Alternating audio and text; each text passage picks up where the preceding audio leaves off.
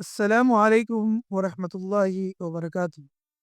محترم ناظرین، کیا آپ جانتے ہیں کہ یتیم کون ہے؟ ہاں، آپ ضرور جواب دیں گے کہ یتیم وہ ہے جس کے سر پر اس کے والدین کا سایہ باقی نہ رہے۔ یتیم وہ ہے جس کے والدین اس دنیا سے پردہ فرما چکے ہوں۔ یتیم وہ ہے جو اپنے ماں باپ کی محبتوں اور شفقتوں سے محروم ہو جائے۔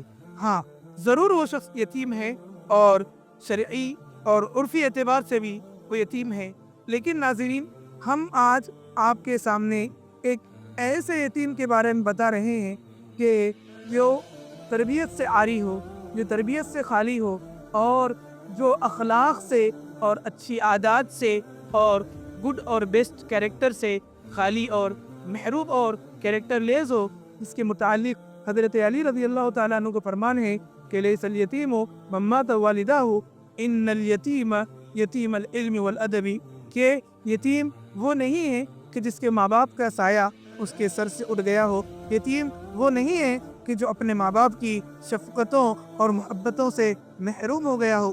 یتیم وہ ہے جو اخلاق سے، عادات سے اور اچھی تربیت سے عاری اور خالی ہو۔